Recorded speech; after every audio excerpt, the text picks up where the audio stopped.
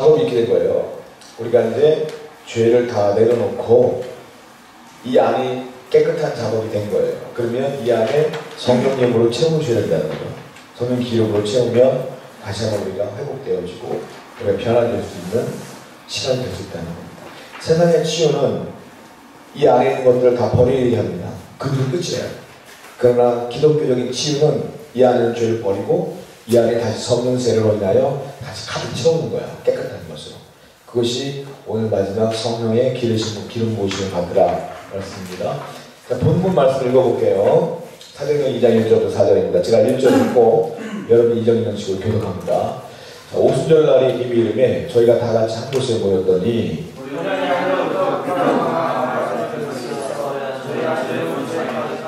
불의 혀같이 갈라지는 것이 저에게 보여 각 사람 위에 임하여 있더니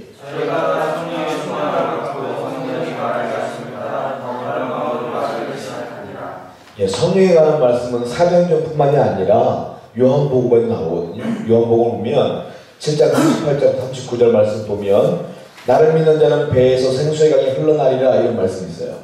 배에서 이 배가 우리가 알고 있는 이런 일반적인 배가 아니에요. 이 헬라어 원문은 뭐라고 써있냐면 이 배는 사람의 가장 깊은 곳, 즉 영혼을 말해요. 영혼.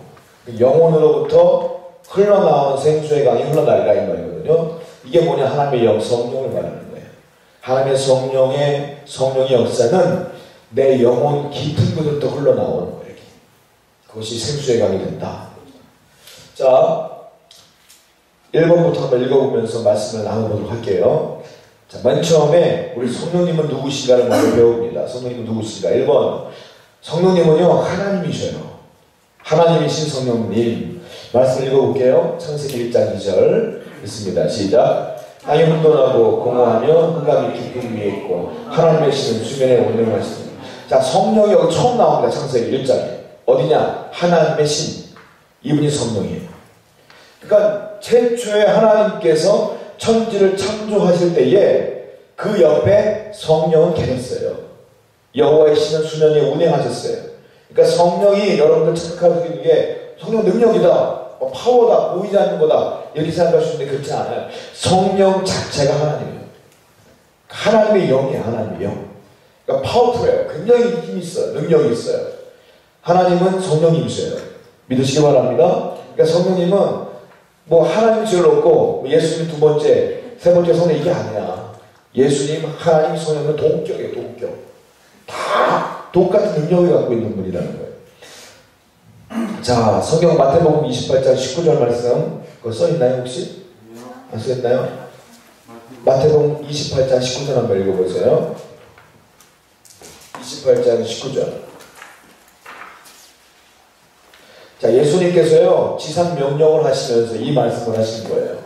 같이 한번 읽어볼게요. 28장 19절 시작. 그러므로 너희는 가서 모든 민족을 제자로 삼아 아버지와 아들과 성령의 이름으로 세례를 베풀고, 성령의 이름으로 세례를 베풀고 그랬어요. 자, 사도행전 5장 3절부터 4절 한번 봅니다. 사도행전 5장 3절부터 4절. 사도행전 5장 3절부터 4절 같이 한번 읽어보겠습니다. 성령님은 누구라고요? 하나님. 이 말씀 써있어요. 뭐 읽어보겠습니다. 사도행전 5장 3절과 4절 읽겠습니다. 시작.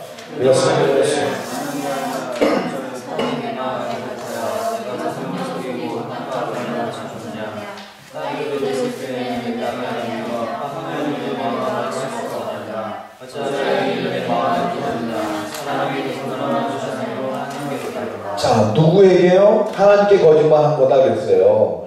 누구를 속였어요? 성령을 속였어요. 성령을 속였는데 결과는 뭐예요? 하나님께 오다 싸우잖아요. 즉 성령은 하나님이셔요. 성령은 하나님이셔요. 그러니까.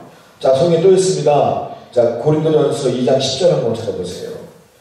고린도전서 2장 10절이에요. 고린도전서 2장 10절. 자, 읽습니다. 시작.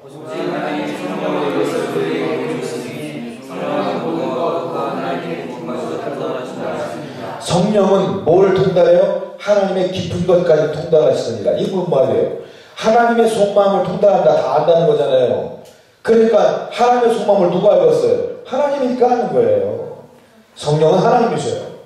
우리가 대충대충 우리가 가볍게 볼 수 있는 분이 절대로 아니라는 거예요. 성령님. 그걸 우리가 명심하셔야 된다는 겁니다. 자, 성령님은 첫 번째 하나님이셔요. 두 번째 2번 말씀 읽어볼게요. 2번 시작. 인격이신 성령님. 성령님은 하나님이시지만 또한 인격이 있으세요. 자, 하나님도 마찬가지죠. 나는 질투하는 하나님이다 그러지 않습니까? 하나님의 속성 가운데 인격이 있어요. 성령님도 역시 인격이 있어요. 고린도서 2장 10절 11절 한번 읽어볼게요. 시작. 오직 하나님의 성령으로 이것을 우리에게 보이셨으니 성령은 모든 것 곧 하나님의 깊은 것을 통달하시느니라. 사람의 사정을 사람의 속에 있는 영 외에는 누가 알리요. 이와 같이 하나님의 사정도 하나님의 영 외에는 아무도 알지 못하느니라. 그렇죠. 하나님이라고 말씀하셨죠. 자, 여러분들 그 영화 가운데 브루스 올마이트라고 하는 영화 보셨나요 혹시? 그 짐 캐리 나온 영화. 거기 보면 짐 캐리가 일이 잘 안 되니까 하나님께 짜증 부려요. 기도하면서 막 원망해요. 그때 갑자기 하나님이 나타납니다. 하나님이 나타나서 왜 이렇게 짜증내냐?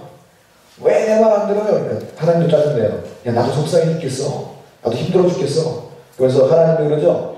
야, 너 7일 동안 내가 휴가 갈 테니까 나 대신 하나님 일 좀 해봐라. 그 브루스 올마이트 그 주인공이 하나님 역할을 합니다. 세계 각지에서 기도를 합니다. 사람들이 기도를 하는데 기도가 엄청나게 많이 올라와요.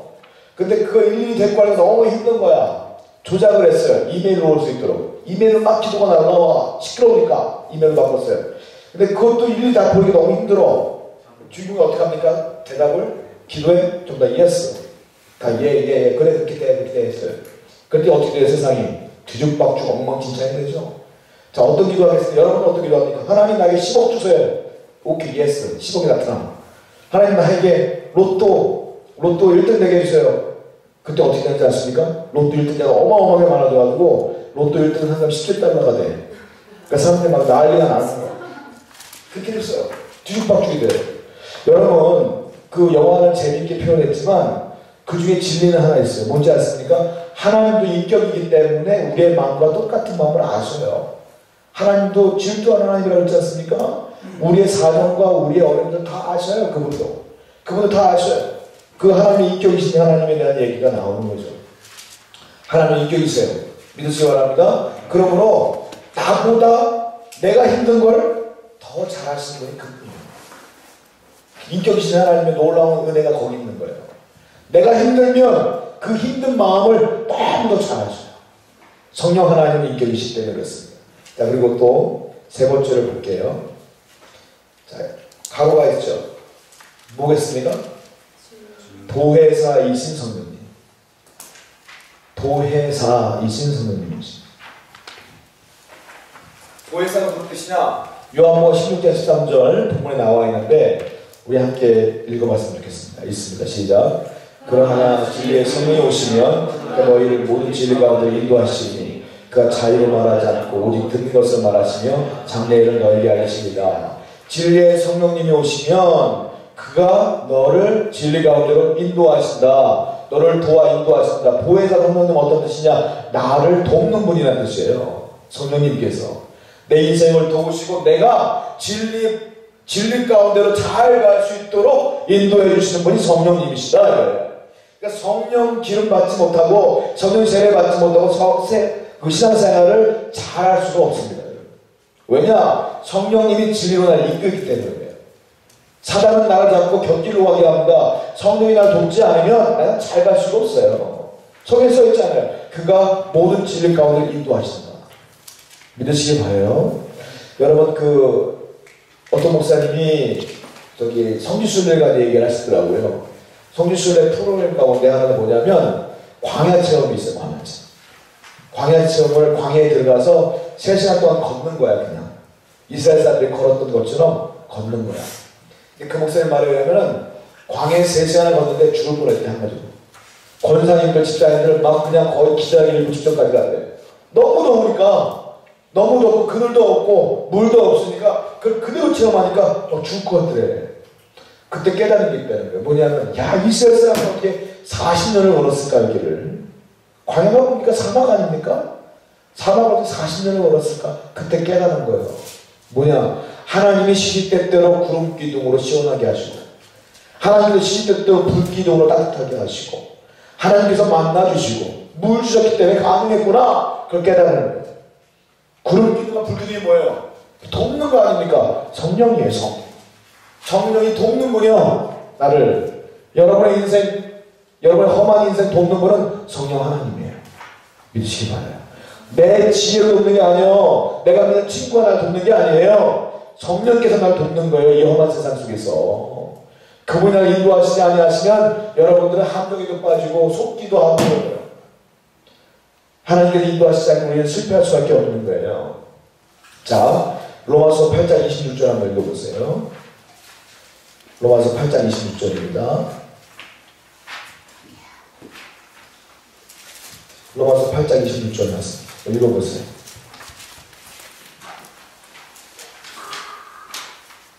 시작. 그래요. 누가 도와요? 성령님이 도우셔요. 내 연약함을 도우세요. 내가 무너질 때마다, 실망할 때마다, 낙심할 때마다 야 일어나라. 돕는 분이 성령님이시라는 거예요. 내가 절망할 때마다 나에게 힘을 주시는 분이 성령 하나님이시라는 거예요. 그러니까 오늘 그 좋은 성령님을 기대하자. 다시 한번 기름 부음 받자. 다시 한번 해봤자. 자, 또 성경을 두 번째 보겠습니다. 오순절날에 임하신 성령의 의미는 무엇인가? 자, 성령이 인류 최초에 강력하게 기름 부으심이 나타난 게 언제냐? 사도행전 2장을 보면 오순절날 나가야 다락방에서 성령님이 임하십니다. 그때 자, 그렇다면 오순절날에 임하신 성령의 의미가 무엇이냐는 거예요. 성령님께서 왜 오셨느냐? 왜 쓸데없이 왔느냐 이거예요. 이유가 있다 이거예요. 왜? 오실 이유가 있다 이거예요. 첫 번째, 먼저 구약의 예언을 봅니다. 자, 나와 있을 겁니다. 거기 요엘이 뭐냐면 요엘입니다. 요엘에서 2장 28절부터 32절까지 한번 교독할게요.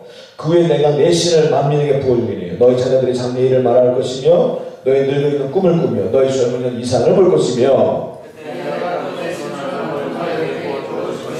내가 이전을 하늘과 땅에 베풀림이 있고 피와 불과 연기 기둥이라.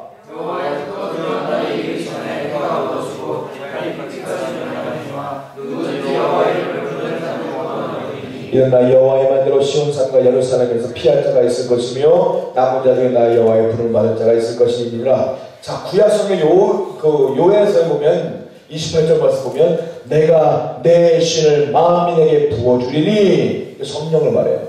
내가 만민에게 부어주리니 성령의 역할을 나옵니다. 자녀들이 장래일을 말할 것이며 늙은이는 꿈을 꾸며 젊은이는 이상을 볼 것이며 이렇게 나와 있어요.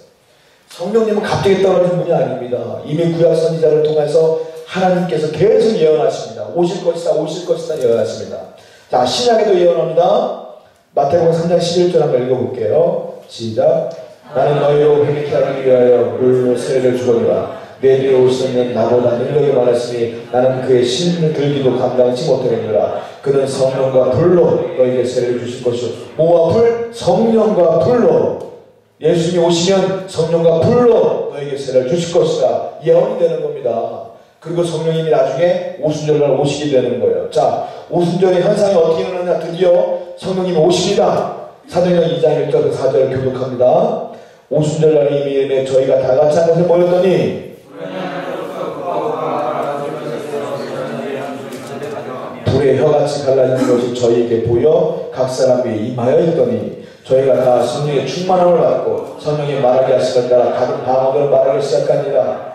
오순절날에 성령이 나타났는데 임하셨는데 천상에 어떻게 보이냐면 호련히 하늘로부터 급하고 강한 바람 같은 소리가 들려요. 소리가 들리고 그리고 불의 혀같이 갈라져. 불의 혀가 뭡니까? 불이 확 타오르면 끝이 갈라지지 않습니까? 그걸 말하는 거예요. 그와 같은 뜨거운 불 같은 게 보였다. 머리 위에 보였다. 그리고 그들이 마지막으로 성령의 충만함을 입으니까 뭐 했어요? 방언으로 이야기하기 시작했다는 거예요. 여러분들이 혼이 얘기할 때 방언의 은사를 굉장히 하찮은 것을 여기는 경우가 종종 있어요. 그렇지 않습니다. 방언 위대한 은사입니다.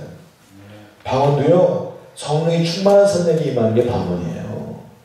근데 사람들이 방언을 하찮게 여기고 방언을 비인격적이게 이렇게 무시하는데 그런 성령을 무시하는 거예요. 여러분. 성령이 주시는 은사인데 그걸 무시하는 거 아닙니까? 이 사람들은 방언을 다 받고 그 방언을 이야기하기 시작했다는 거예요. 자, 오순절에 목적이 있습니다. 즉 성령이 오신 목적이 있다는 거예요. 이유가 있다는 거예요. 뭐냐? 첫 번째로 이 복음 말씀 먼저 읽고 넘어갈게요. 마태복음 중요한 거니까 읽겠습니다. 시작. 예수께서 나아가 일러라 하되 하늘과 땅이 모든 권세를 내게 주셨으니 그러므로 너희는 가서 모든 족속으로 제자를 삼아 아버지와 아들과 성령의 이름으로 세례를 주고 내가 너희에게 분부한 모든 것을 가르쳐 지키게 하라. 볼지어다 내가 세상 끝날까지 너희와 항상 함께 있으리라 하시니라. 자, 첫 번째 목적 뭐냐? 선교 때문에 오셨다. 선교와 전도의 차이를 아십니까? 전도는요, 동일 문화의 사람들에게 복음을 증거하는 게 전도예요. 즉 우리가 한국인이잖아요. 한국 사람에게 복음을 전하는 것과 전도라고 해요. 선교는 뭐냐? 타 문화권에서 복음을 증거하는 선교라고 해요. 즉 우리나라 사람이 외국에 나와서 복음을 증거하면 그 선교가 되는 거예요. 근데 선교나 전도랑 똑같은 거예요. 복음 전하는 거예요. 그러니까 이 말은 뭐냐? 성령이 오신 이유는 타문화권이든 동일문화권이든 복음을 증거할 수 있게끔 오신 거다는 거예요.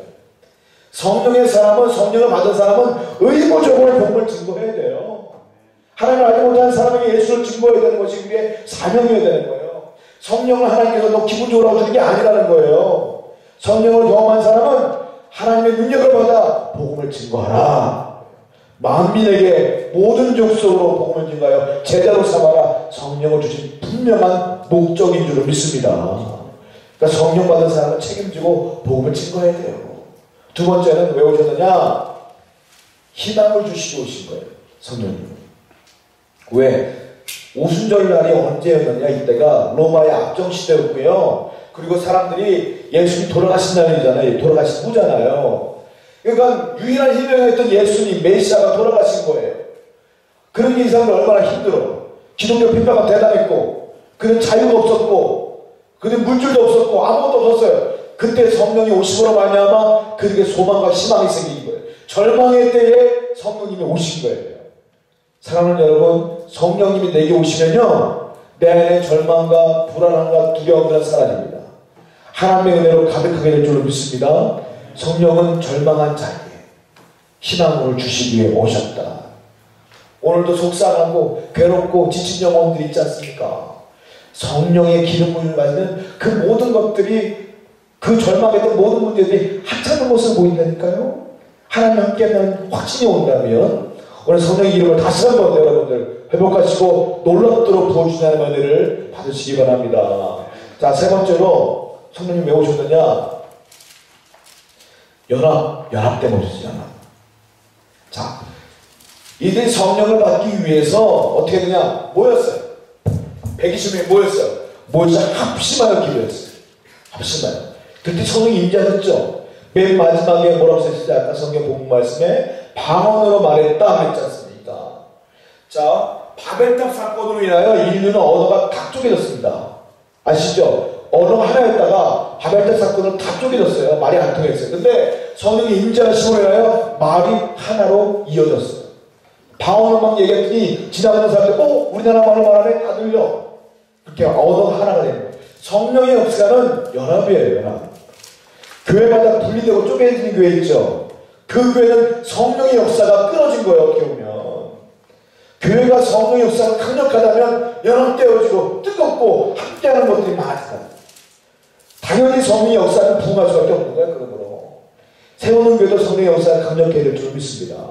그런데 연합이 되고 하나가 되는 거야. 우리는 할렐루야.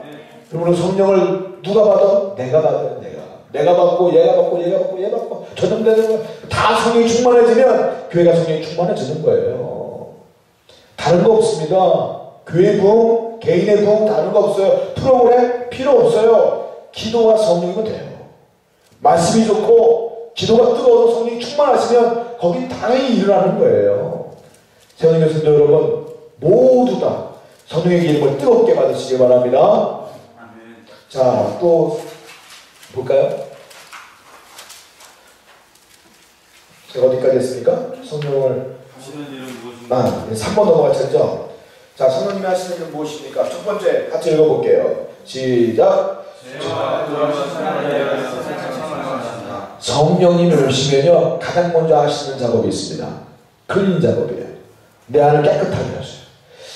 이따 제가 이 얘기를 들어보고 제 경험에 의해서도 보면 성령님을 처음 경험한 날 누가 뭐라 해도 회개 못해. 다 눈물 콧물 줄줄 흘리며 내가 죄인입니다 고백하게 돼. 왜냐하면 성령님은 거룩한 영이에요. 하나님이셔요. 하나님은 죄와 함께 있을 수가 없어요. 그러니까 성령이 내 안에 들어오시면 내 안에 죄가 토설될 수밖에 없어요. 죄를 책망하시는 거예요. 그리고 내가 죄를 토설하며 회개하는 거예요. 그때 하나님께서 더 강력히만 죄가 있는 곳에 하나님 영혼이 있지 않습니다. 그러니까 우리가 아까 죄에 대한 얘기하면 회개했던 이유가 이 성령님을 기다리는 마음으로 회개하는 거예요. 자, 본문 말씀 읽어볼게요. 요한복음 16장 8절부터 11절. 제가 먼저 읽고 우리 교독할게요. 그가 와서 죄에 대하여 의에 대하여 심판에 대하여 세상을 책망하시리라. 의에 대하여 하면 내가 아버지께로 가니 너희가 다 하시나를 보지 못하며. 자, 여러분들 구절의 말씀 보세요. 죄에 대하여 하면 뭐예요? 저희가 나를 믿지 아니하며. 우리 주님께서 보실 때 죄가 뭐냐? 너희가 나를 안 믿는 게 죄인 거예요. 성령께서 오시면 가장 먼저 하시는 게 죄를 토설케 하시는데 그 중에 하나가 뭔지 아십니까? 주님, 내가 주님 믿습니다. 이런 고백이 나와요. 내가 그동안 안 믿었던 거예요. 안 믿었던 거예요. 예수님을 제대로 안 믿으면, 말로는 믿는다고 하여 진실로 안 믿으면 성령께서 책망하십니다. 그게 죄입니다, 여러분. 예수 그리스도를 진심으로 전심으로 믿으시기를 바랍니다. 그때 하나님의 역사가 나타납니다. 두 번째 볼게요. 2번. 진리, 즉 하나님의 뜻으로 인도하십니다. 누가요? 성령께서. 성령은 하나님의 진리로 인도하시는, 말씀으로 인도하셔요. 아까 읽었던 말씀인데 요한복음 16장 13절 한 번 더 읽어보겠습니다. 시작. 그러나 진리의 성령이시여 그가 너희를 모두 진리 가운데 인도하시니. 그러니까 자유를 말하지 않고 우리 듣는 것을 말하시며 장애인을 너에게 알리시니. 어디로? 진리 가운데로 인도하시다. 진리가 뭡니까? 말씀이에요. 말씀. 진리는 말씀이에요. 성령이 임재하시지 아니하시면 말씀을 지킬 수가 없습니다, 여러분. 내 의지와 힘으로는 이 말씀을 전혀 지킬 수가 없어요.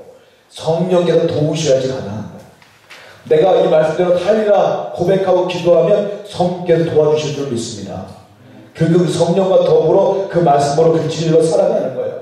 세 번째, 성령님이 어떤 일을 하십니까? 예수님을 구주로 영접하게 하십니다. 자, 성경 읽어봅니다. 고린도전서 12장 3절 시작. 그러므로 내가 너에게 알게 하노니 하나님의 영으로 말하는 자는 누구든지 예수를 또 성령으로 아니하고는 누구든지 예수를 주시라 할 수 없느니라. 예수님을 주시라 하는 사람은 누구 때문에 하는 거예요? 성령께서 그렇게 믿게 하시고 고백하게 하신다 이 말이에요. 저는 적극 동감합니다. 왜냐? 제가 그 서울신대 할 때 교수님이 계셨어요. 그분이 홍성국 교수님이었던 것 같아요. 그분이 고백하는데, 교수님이야, 서울신대 교수, 목사님이세요. 자기가 목사라는 이유를 설명하시면서 그 얘기 하셨더라고요.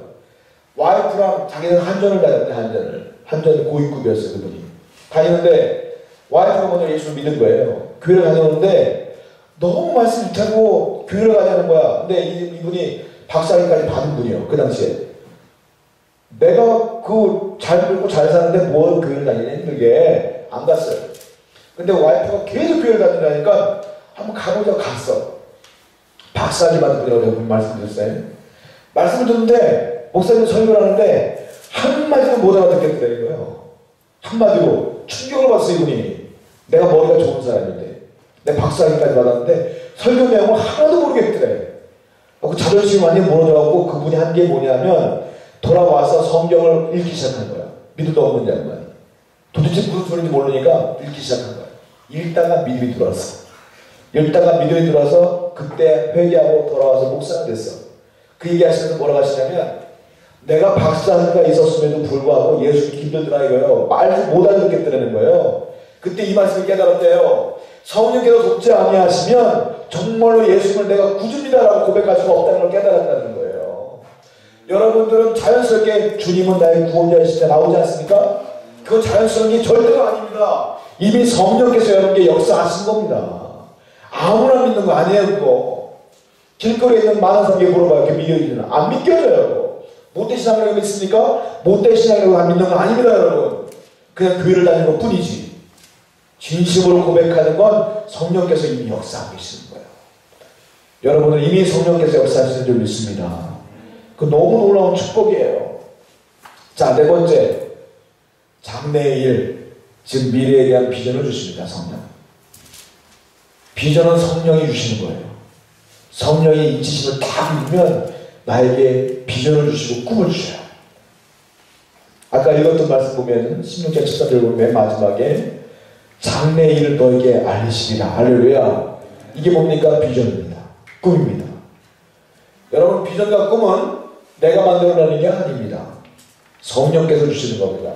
우리 교회 비전이 뭡니까? 모르죠. 영혼 얻고 제자 삼아 열방을 추수하라. 한번 외쳐보세요. 시작. 영혼 얻고 제자 삼아 열방을 추수하라. 다시 한번요. 시작. 영혼 얻고 제자 삼아 열방을 추수하라. 이거는요 목표와 목적과 비전 달라요. 목표와 비전으로 혼동하시면 안 돼요. 목표는 단시간에 이룰 수 있는 게 목표예요. 다이어트 내가 30kg 뺄래. 그 목표의 목표 뺄 수 있어요. 비전은 단시간에 이룰 수 없어요. 우리 교회 비전 영혼 얻고 제자 삼아 열방을 추수하라. 이거 단시간에 이룰 수 없어요. 열방이 뭡니까? 세계 아닙니까? 세계. 우리 죽을 때까지 이루기 힘든 사건이에요. 사실 그런 게 비전이에요. 그럼 그 캠볼라 차드라는 분이 이렇게 말했어요. 비전은 자신이 누구이고 어디로 가고 있으며 무엇이 그 여정을 인도할지 아는 것이다. 이게 비전이다. 비전은 단시간에 이루어지는 게 아니라 끊임없이 그 도전을 주는 것이 비전이에요. 그 비전 누가 주느냐? 성령이 주신다. 여러분의 비전은 무엇입니까? 단순히 내가 어느 직장에 들어가는 게 비전입니다. 그 목표입니다. 비전은 아니다고. 비전은 뭐냐? 내가 어느 직장에 들어가서 그 직장에서 내가 어떤 역할, 많은 영혼들을 구원하냐. 어떻게? 구체적으로 그 사무실 본사에 많은 사람 접촉하여 다 구원 기다리라는 거지. 이런 구체적인 비전이 있어야 돼. 그게 비전이야.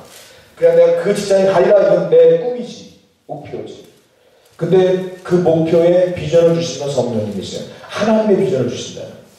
자, 여러분들 하나님의 비전을 끊임없이 구하셔야 돼요. 구하셔야 돼요. 여러분들 꿈이 무엇인지 모르겠어요. 그 꿈에 그 비전이 있어야 돼요. 그 성령님이 주시는 거다. 다섯 번째, 성령은 어떤 분이냐? 성도를 위로하십니다. 성도를 위로하시는 거예요. 자, 사도행전 9장 31절 한번 읽어볼게요. 시작. 그리하여 그대와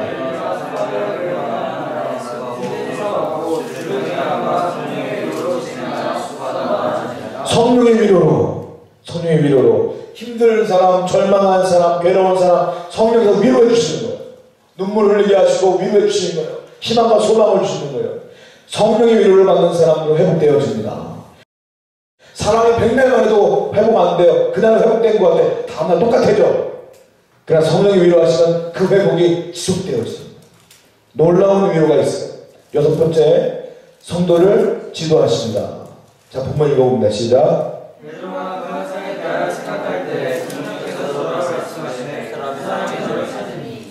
성령께서 말씀하시는 거예요. 야, 누가 너 찾아? 가르쳐주는 거예요. 성령께서 가르쳐주셔요. 지도해주셔요. 너 어디로 가야 돼? 지도해주셔요. 놀라운 하나님의 성령님. 자, 7번 전도를 도와주신다. 본문 있습니다. 시작.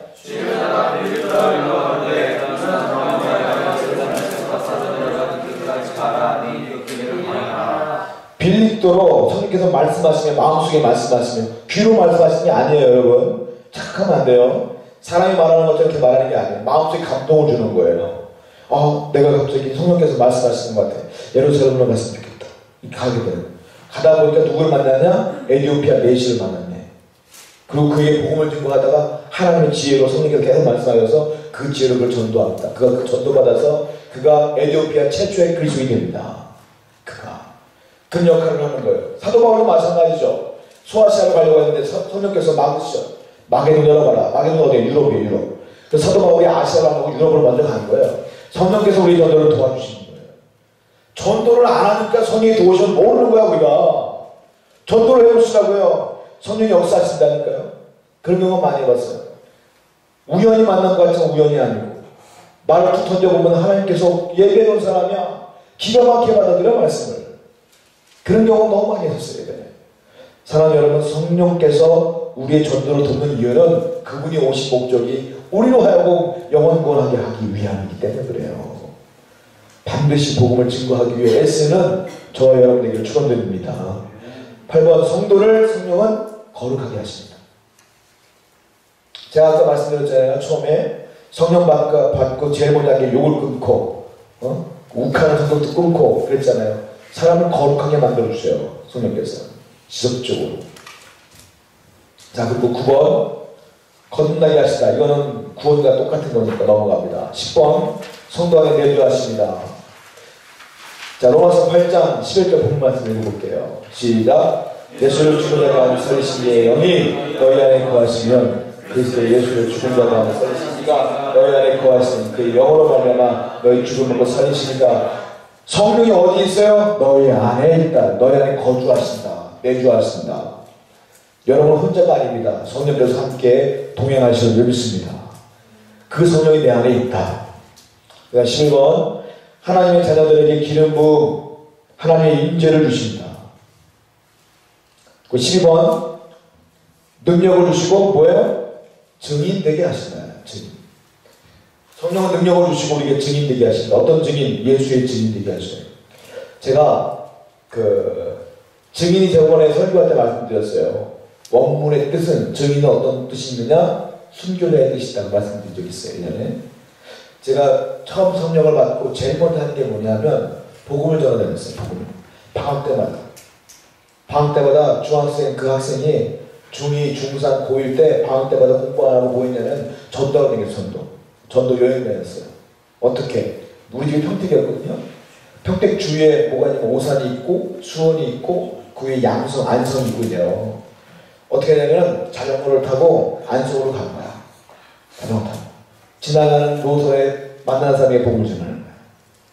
예수 믿으세요. 욕도 많이 먹었고 친구들은 막 인사 쓰면서 막 싸우려고 하는 친구도 있었고 복음을 전하고 논밭에서 일하는 분한테 복음을 전하고 이번에는 안성 간다는 거 이번에 평택이니까 그래서 오산으로 가보자. 오산으로 가보자. 그 복음을 전하고 그랬었어요. 잠잘 데가 없으면 교회 들어가서 무슨 사정에서 하룻밤 자고 그렇게 다녔었어요. 성령이 오시면 복음을 안 전할 수 없어요. 왜냐? 이 좋은 걸 전하고 싶거든. 이 좋은 걸. 여러분, 내가 자전거 타고 자전거 구입해갖고 전도에 다니는 말이 아니에요. 성령께서 오시면 반드시 복음을 증거해야 되는데 내 안에 감동이 없더라도 그건 우리 사명이에요. 왜? 나는 주님의 증인이에요. 할렐루야. 증인은 뭐예요? 복음을 전해야지 증인 역할을 하는 거예요. 그 역할을 해야 되지 않겠습니까? 하나님 우리에게 능력이 되어주십니다. 성령은 능력이 되어주세요. 자전거를 배워보셨나요? 전 자전거를 초등학교 5학년 때 처음 배웠어요. 늦게 배웠어요. 어떤 걸 배웠냐면 자전거 시골은 없으니까 일명 짐자전거라고 있어요. 짐자전거. 큰 거. 다리가 안 닿았고 자전거 그 페달 사이에 그 삼각형 구멍 있잖아요. 거기다 다리 끼워 탔다고 맨 처음에 5학년 때 자전거 타는데 언덕을 만나면 못 올라가요. 근데 한참 내가 쭉 언덕을 올라가는데 똑같은 자전거인데 어떤 아저씨가 자전거를 타고 갔는데 옆으로 휙 지나가는 거예요. 너무 놀랐어요. 저 웬일이지? 나 너무 힘들어 죽겠는데? 알고 보니까 자전거에 모터가 달렸더라고. 모터 달린 자전거 아시죠? 예전에 지금도 있나 모르겠어요. 예전엔 그 종종이 있었거든요. 여러분 성령은 마치 그 모터의 역할을 감당하는 거예요. 내 힘으로는 못 올라가는데 성령께서 도우시면 가능해요. 제가 전도하는데요. 얼마나 제가 말했잖아요. 나 앞에 나서는 거 싫어한다고. 그때 성령을 만나니까 복음을 억지로라도 나가야 될 것 같은 거야. 답답해. 그렇다고 열중적으로 한 것도 아니야. 나갔더니 성령께서 도우시는 거야. 만날 만한 사람을 만나고 예수 믿어서 했더니 그래요? 예수가 누구십니까? 접근이 오는 거야. 설명해 드렸지? 그러니까 내가 이번 주부터 각각 교회 나갈게요. 이런 것도 생기고 도우시는 거예요. 성령의 능력이 있어요. 내가 선한 일을 하려고 마음만 먹잖아요. 주님 기뻐하십니다. 도와주십니다. 내가 안 하니까 그 간증이 없는 거예요. 해보세요. 하나님께서 분명히 여러분들을 도우실 줄로 믿습니다. 그런 역할을 감당했으면 좋겠다는 거예요. 자, 어디까지 했죠? 13번. 자, 성도가 하나님의 자녀되었음을 대신 증거하십니다. 성도가. 자, 본문만 좀 읽어볼게요. 시작. 성령의 친히 우리 영으로 더불어 우리가 하나님의 자녀인 것을 증거하십니다. 성령께서 내가 말하지 않아도 얘는 하나님 믿는 사람이라면 표현을 해주고 증거를 해줘요. 어떻게 표현을 하십니까? 어떻게 증거하십니까? 사람들 입을 통해 증거하게 돼요. 와, 제 예수 믿음이 변했네? 나는 몰라. 내가 변했는지. 성령께서 인지하시잖아요? 내가 변해요. 내 얼굴이 변하고 내 말투가 변해요. 그러면 사람들이 놀래요. 쟤 변했구나. 그런 얘기를 못 들어보셨어요? 혹시? 야, 너 예수 믿음이 너무 많이 달라졌어. 이런 얘기 못 들어봤어요? 회개하시기 바랍니다. 얼굴부터 바뀌어야 돼. 인상부터 좋아져야 돼. 인상부터 좋아져야 돼. 예수 믿는 사람들은. 그 모든 것들이 성령께서 역사하심으로 내가 변하는 거야. 나는 몰라요. 그러나 주위에 많은 사람들이 그것으로 증거되게 한다는 거예요. 하나님이 하신 겁니다. 좀 답답한 것 중에 하나가 목사님들 보면은 부흥사들 보면 성령사역 하시는 분들이 있거든요. 종종. 성령사역자들. 근데 어찌 알고 성령사역자들 얼굴이 그렇게 인상이 안 좋은 줄 모르겠어요. 그렇지 않나요, 여러분? 화난 분들 별로 없어. 막 그냥 쭈글쭈글 인사쓰고 무서워 보여, 얼굴이. 나는 답답할 때가 있어요. 성령이 저렇게 무서운 분인가? 이럴 때 있어요. 인상 관리 좀 해야 돼. 자, 14번째. 말씀을 가르치시고 생각나게 하신다. 본문 있습니다. 시작. 그래서 아버지께서 내 이름으로 보내신 성령 그가 너희에게 모든 것을 가르치시고 내가 너희에게 말한 모든 것을 생각나게 하시리라. 성령께서 말씀을 가르치고 깨닫게 하신다. 왜냐?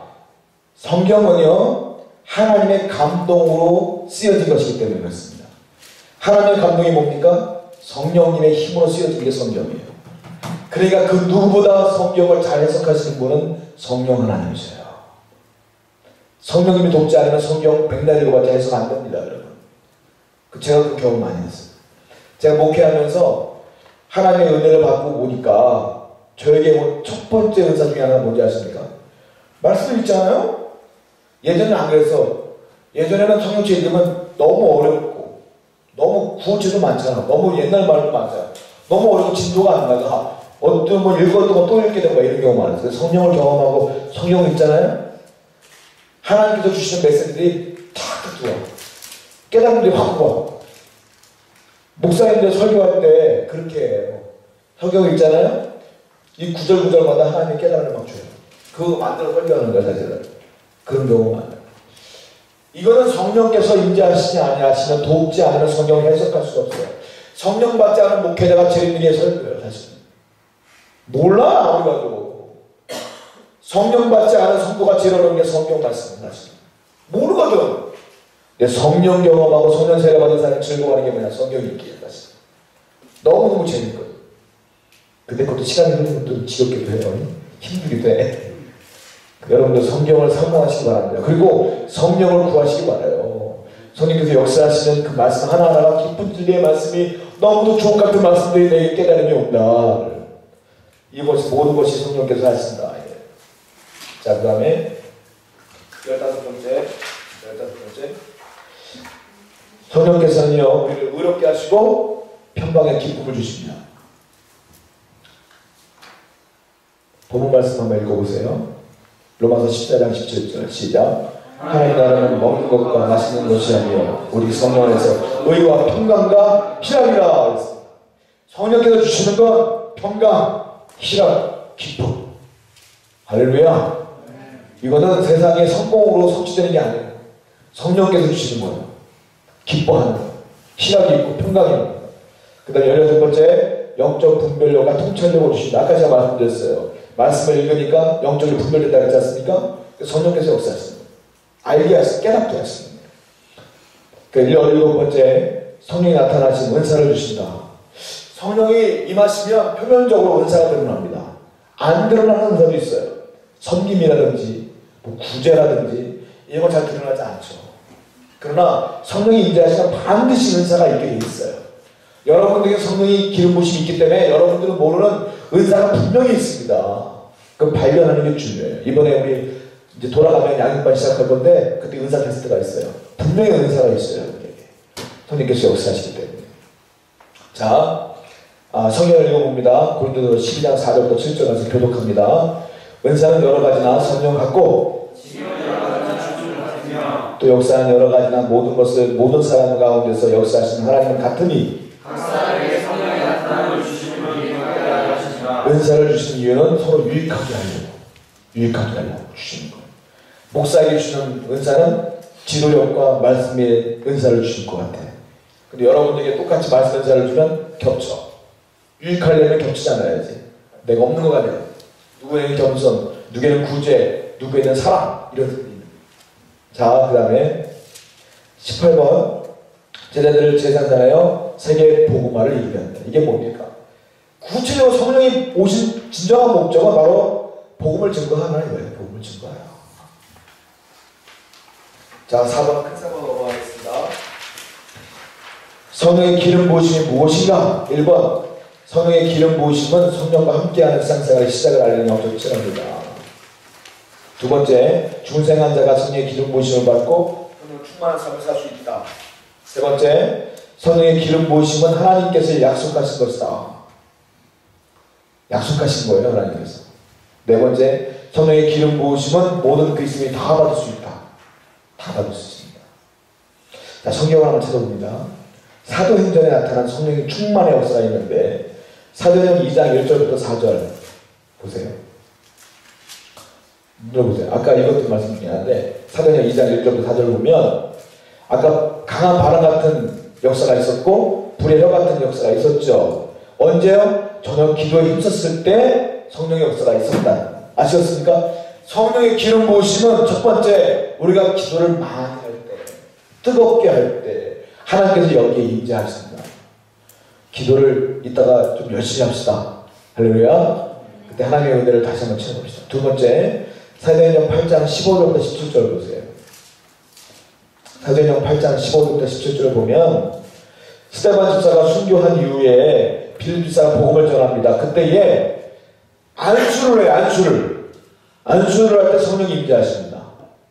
목사님들이 안수하시죠. 제가 금요일마다 안수하지 않습니까? 이 안수가 그냥 여러분들 머리 만지고 싶어 만드는 게 아니에요. 이게 안수 기도를 통해서 내 안에 성령이 흘러가는 경우가 있다고요. 안수 기도를 통하여 성령 충만함이 있어요. 할렐루야. 이걸 믿고 사모하라고. 빌립 집사가 안수했을 때 성령이 역사하십니다.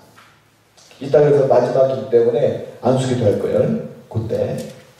그 다음에 사도행 10장 44절 보면 10장 44절이요. 보면 고넬료의 집안에 베드로가 왔어요. 베드로가 뭐했냐면 말씀을 전합니다. 베드로가 말씀을 전할 때 그 가족 모든 사람들이 예수를 믿어요. 그 중생을 얻어요. 성령 어디 역사하냐? 말씀이 선포될 때, 말씀이 임할 때. 그러니까 말씀이 중요한 거예요. 기도, 말씀 굉장히 중요한 거예요. 말씀 시간에 그러니까 이제 돌아가시면 설교 시간에 우리 이학래 목사님 시간 또 제 시간 열심히 들으시기 바랍니다. 말씀을 통해서 은혜가 흘러오는 거예요. 예. 자, 사도행전 19장 11절부터 7절 보면 또 언제 성령이 역사하시냐면 여기도 마찬가지예요. 사도 바울이 안수할 때 사도 바울이 안수합니다. 안수할 때 그 12명의 성령 충만하게 됩니다. 에베소 교회에. 그 역사가 나타나게 돼요.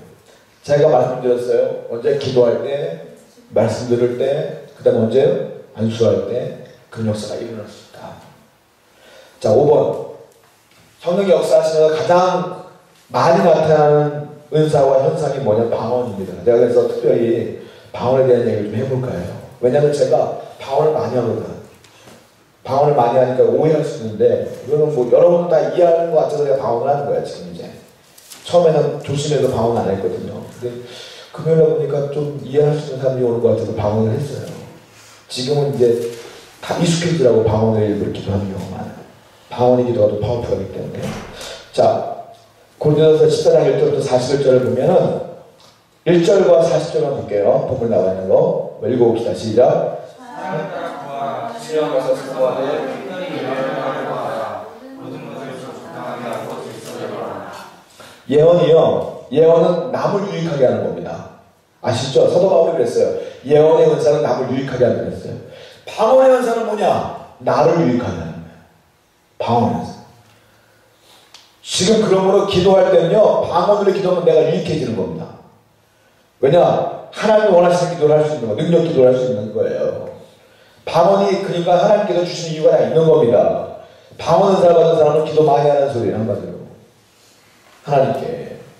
자, 1번 봅시다. 방언은 뭐냐? 영어로 기도하는 것이다. 사도 바울은 다른 사람보다 방언을 더 많이 했습니다, 사실은. 자, 본문 보세요. 고린도서 14장 18절 보세요. 한번 읽어보겠습니다. 시작. 내가 너희 모든 사람보다 방언을 더 말함으로 하나님께 감사하노라. 아시겠어요? 사도 바울은 예언을 강조했고 사랑을 강조했잖아요. 근데 사도 바울조차도 방언을 더 많이 했어요, 사람입니다. 사실은. 그러니까 방언 말하는 거를 여러분들 체면 내가 이상한 말 하는 것 같아. 그러지 마시고 최선을 다해서 하세요. 여기 다 이해하니까 우리는. 다 이해하고 다 하니까 방언을 사모하시자고요. 혹시 방언 하시는 분 계세요? 하실 수 있는 분? 부끄러운 거 아니잖아. 저요. 못 하시는 분. 예, 방언 한번 구해봐요. 응? 구해봐요. 좋은 거예요. 하나님 사모하는 사람에게 주실 줄 믿습니다. 방언을 한번 기도하면 기도가 재밌다니까. 자, 그 다음에 두 번째, 방언은 사람을 향해서 하는 것이 아니고 하나님을 향해서 하는 것입니다. 방언을 기도하면요, 통역의 은사가 없는 사람들은 내가 뭔 기도하는지 몰라요. 사실은. 내가 뭘 기도하는지 몰라. 근데 방언의 장점이 있어요. 뭔지 아십니까? 내가 뭔 기도하는지 모르는데 자꾸 입에서 나가죠? 근데 속에서는 다른 기도를 해요, 내가. 속으로는. 그렇지 않나요? 다 기도하죠. 기도가 두 개 나가는 거예요. 하나는 내 기도, 하나는 성령께서 인도하시는 기도. 두 개가 나가는 거예요. 그게. 그러니까 위대한 겁니다, 상당히.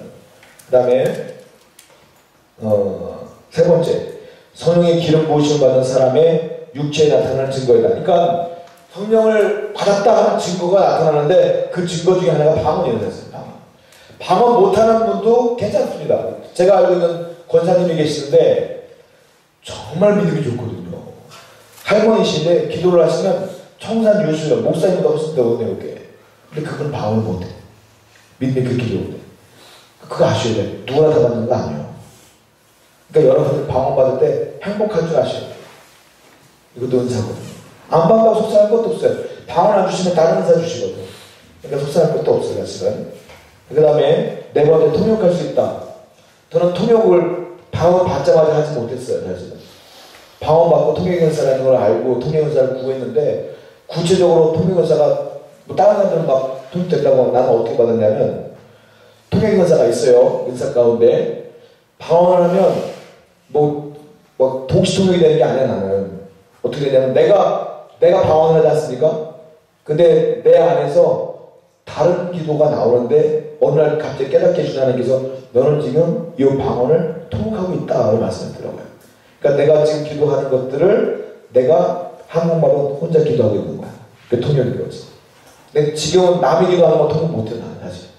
뭔 말인지 몰라. 어떻게 하라는 거를. 알면 안 좋을 것 같아. 알면 그 사람 속을 너무 다 하니까 난 실수할 수 있잖아요, 그 사람한테. 자리에 없는 게 나한테, 솔직히. 나 같은 사람한테. 그건 오히려 감사한데, 내 방언은 내가 통역한다, 지금. 남 방언은 못한다, 지금. 고리 은사가 있다는 거. 그 다음에 5번, 성령이 대신하시는 기도. 아까 말씀드렸어요. 그 다음에 6번, 방언을 어떻게 말하는 것인가? 이건 되게 재밌는 경우가 많은데, 어떤 분들은 방언 따라하면서 이상한 말, 뭐라 그러죠? 뭘 따라하잖아, 뭐라 그러죠? 할렐루야, 할렐루야, 이렇게 빨리 하래. 할렐루야, 할렐루야, 할렐루야, 할렐루야, 할렐루야. 그건 방언이 나오네. 그거 아니에요. 그거 아니에요. 성령께서 임재하시면 할렐루야 안 해도 나와요. 이렇게. 어떻게 그 인위적으로 방언을 만들어내는지 희한해. 정말. 그런 거 아닙니다. 현혹되지 마십시오. 자, 1번. 입 밖으로 소리를 내게 하시는 건 성령이시다. 내가 내고 싶지 않아도 성령께서 강력히 밀어냅니다. 두 번째. 말하고 싶을 때 내 마음이 말할 내용을 주듯 방언을 말할 때 내 안에 계신 성령이 말을 주십니다. 성령께서 말을 주시다. 세 번째, 성령이 모든 언어 기능을 지도해서 방언을 만들었습니다. 내가 하는 게 아니다. 만약에 방언을 하시다가 내가 그냥 스스로 만들어낸 말 같은 생각이 들 때가 있을 거예요. 그때 멈춰요. 그건 내가 만들어낸 거예요. 그건 방언이 아니니까. 근데 방언을 오래 하다 보면 저 같은 경우는 이제 하나님께서 은혜를 주셔서 오래 하다 보니까 또 지금은 한국말로 하고 싶습니다. 한국말은 나와. 지금 방언하고 싶습니다. 방언이 나와. 근데 그러기 전에는 좀 하나님께서 밀어내는 소리가 같지 않다. 내가 만들어내는 것 같다면 멈추는 게 좋아요. 그건 아닌 것 같아요. 자, 일곱 번째, 방언 기도의 유익은 무엇인가? 방언의 유익이 분명히 있습니다. 첫 번째, 영적으로 쇠퇴하지 않고 성령 충만하여 개인의 덕을 세웁니다. 개인의. 남의 덕이 아니라 개인의 덕을 세우는 거예요. 성경 읽어봅니다. 시작. 방언을 말하는 자는 자기의 덕을 세우고 예언하는 자는 교회의 덕을 세우는. 내가 방언으로 기도하면 하나님께 더 깊이 갈 수 있어요. 기도를 오래 할 수 있어요. 방언을 기도하면 한국말로 기도하면 언어가 한계가 있잖아. 우리가 한 10분 기도하면 헷갈려. 했던 말 또 하고 했던 말 또 하고. 방언을 기도하면 1시간이고 2시간이고 계속 할 수 있어요. 너무너무 놀라운 은사예요. 방언을 하는 기도는요, 내가 하루 종일 했다 했잖아. 아까 아침부터 오늘까지 방언으로만 한 거예요. 그날 방언이 7번이 막혀요. 지금은 한동안 영어 방언 됐다가 영어 방언 했을 때는 2대 0까지 내가 다 잊어버려갖고 그거를 하나님께서 막으시다고 그냥부터는 영어도 아니고 이상한 말도 아니고 섞여갖고 나오네. 지금은 몰라 사람들 2대 0까지 그걸 다 해석하는 거야. 통변한 사람 없어. 얘는 그냥 영어 병원으로 다 해석하는 거야. 그대로 영어로 나왔었거든요. 옛날에 7번이 바뀐 적이 있어요. 지금은 모르겠죠. 무슨 말인지 내가 그래. 하나님께서 막으셨어요. 그래서. 자, 그 다음에 두 번째, 성령의 은사와 능력이 활성화된다.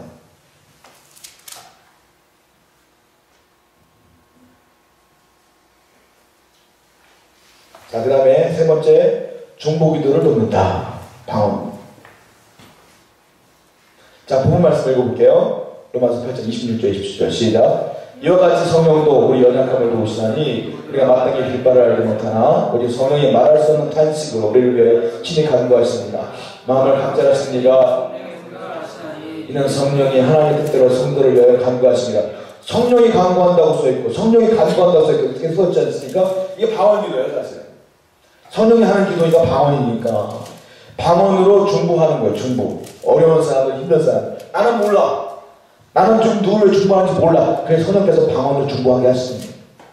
그러니까 방언기도는 여러 가지 유익합니다. 성령께서 혹시 기도하는데 네 기도 됐다. 쟤를 위해 기도하라 하면 나는 모르지만 방언을 계속 하고 있지만 그 기도가 걔를 위해 중보하게 되는 거야. 나는 자세한 내용을 몰라. 그래 하나님께서 아시기 때문에 자세하게 그를 위해 중보하게 하시는 경우도 종종 있어요. 방언기도를 여러분 막지 말았으면 좋겠어요. 자, 네 번째, 예수님이 영광을 받으신다. 다섯 번째, 내 영혼이 쉼을 얻고 새로워진다. 뭐 이런 거는 뭐 아주 좀 어려우니까. 자, 여섯 번째, 믿음이 강해집니다. 믿음이 강해집니다.